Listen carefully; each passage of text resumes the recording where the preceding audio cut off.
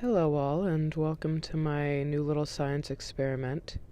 My name is Ashley Robin, and I would love to start this video out by first letting you know how much I appreciate you. At this point right now, on January 14th, 2023, I have 9 subs, and every one of you makes a huge difference because I am trying to go somewhere with this. So hopefully, if I mention how many subs I have in the beginning of every video, it will keep growing and growing, and eventually I'll look back on saying about having 9 subs, and I'll laugh, and I'll be super proud at where I came from when I get to wherever it is that I'm going.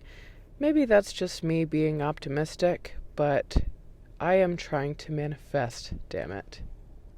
In real life, I am a freelance artist, and I'm trying really hard to pursue that on more of a full-time basis and taking it more seriously because I was going to look for a full-time day job once my kids returned from the holiday vacation to go back to school, so childcare wouldn't be such an issue.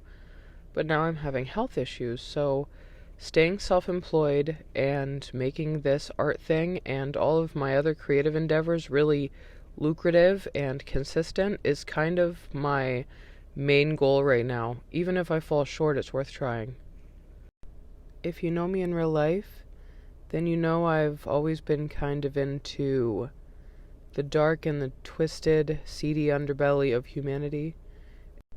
Growing up, I always loved the Halloween attractions and haunted houses, and I enjoyed horror movies year-round, but in my eyes, the problem was that I knew in my head that it was fake, it was all staged, and therefore, it didn't really scare me like I wanted it to. And then I started following true crime, and truth really is stranger and scarier than fiction.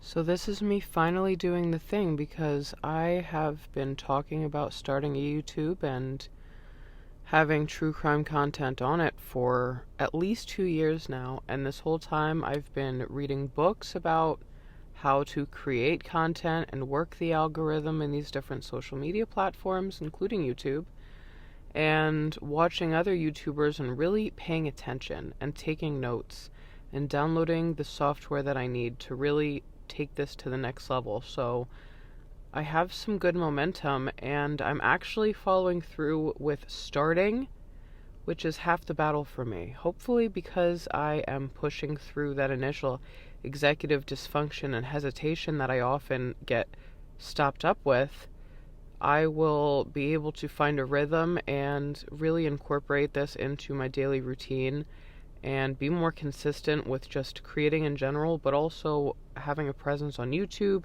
gaining momentum on here with this algorithm, and just I would really love to get 1,000 followers like ASAP, because the sooner I can get to 1,000 followers, the sooner I can be eligible to start getting monetized. Not to mention, I don't really have any cheerleading happening in real life. And it's been that way for quite some time now. So having people watching me and rooting me on here and other social media platforms is a great motivator, a great incentive to keep taking creative risks and pushing myself beyond my fears and limitations to actually reach my full potential. I feel like a big reason I haven't started putting out better stuff yet as far as what I'm drawing and painting is just honestly the fact that there is not enough positive feedback for that action for me. And I know it shouldn't matter what other people think, but guess what? It does. I'm human. I want encouragement, and having you guys here watching me really helps me to stay accountable for showing up for myself, basically. So thank you for the third and last time for being here, and I assure you that every video is not going to start this way, but since this is episode 1, I just really wanted to put out what my kind of mission statement is and try to just manifest some of these things out loud, put them out into the atmosphere, into the universe. So anyway, I'm not here to have a pity party or to talk about my feelings, or to try to sell you on my art or my Patreon, though both are a thing. I am here right now to talk about true crime and to kind of pitch an idea that I have that I'm sure has been done before, but I didn't look it up because I don't care if it's been done before. I'm doing it anyway. I am going to do something where every day I am going to report on something true crime related from that day in history. The videos are not going to be long. They are not going to go super into depth with these true crime stories because I am just trying to gain a following and start putting out consistent content. And once the following starts picking up, I will start putting out more deep dive type videos, and I'll circle back to the people that I cover in these shorter ones because I want to do that research and I want to put out that kind of content. I follow at least 4 or 5 YouTubers that are doing just that, and I feel that this is just something I'm very passionate about, and I'm excited to be here. Without further ado, I'd like to introduce you to True Crime Time Hop. Warning, the following story is related to true crime, and the content may be disturbing to some audiences. If you are triggered by talk of murder, sexual abuse, or other heinous acts inflicted by humanity, please exit the video now and prioritize your mental health. Viewer and listener discretion advised. So today is January 14th, or at least I'm going to pretend it is. You see, it's almost 1 o'clock in the morning now on the 15th, but I started recording on the 14th, and the true crime time hop that I did was for the 14th of 1956. So, we are going to pretend that I posted this on time yesterday, and then I will post one later for today, okay? Anyway, January 14th. The Beast of Birkinshaw, formerly known as Peter Manuel, Scotland's most notorious serial killer, was arrested after committing a 2-year string of murders and sexual attacks that resulted in the deaths of up to 9 victims, though there was only sufficient evidence for 7 of those murders to result in a guilty verdict.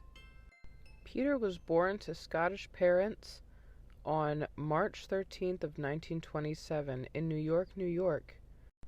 They moved to Detroit, Michigan briefly, and then they migrated back to Scotland, where Peter went on to commit his first crimes, which were a string of sexual abuse charges he incurred at the age of 16.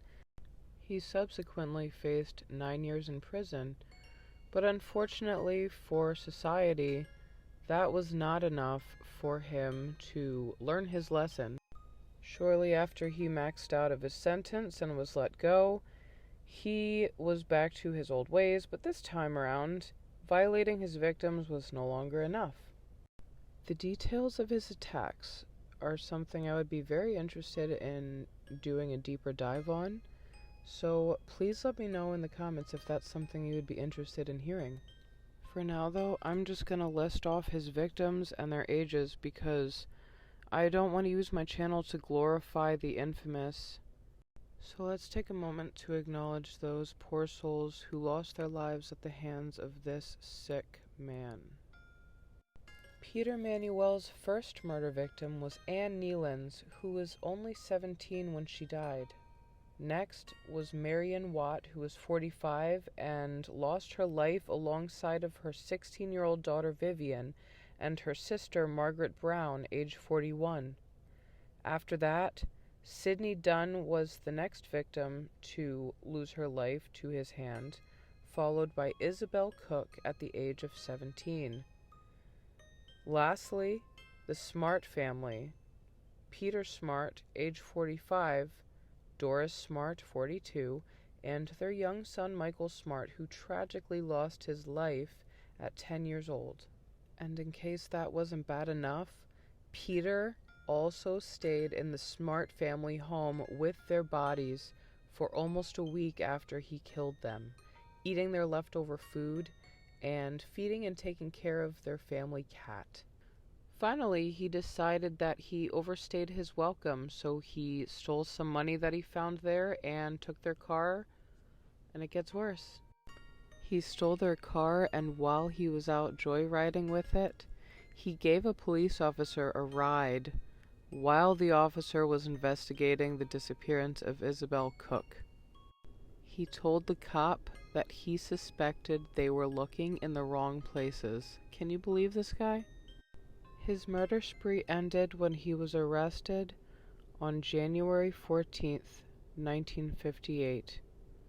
He was later hanged on the gallows at Barlinnie Prison on July 11th, 1958. His last words? "Turn up the radio and I'll go quietly."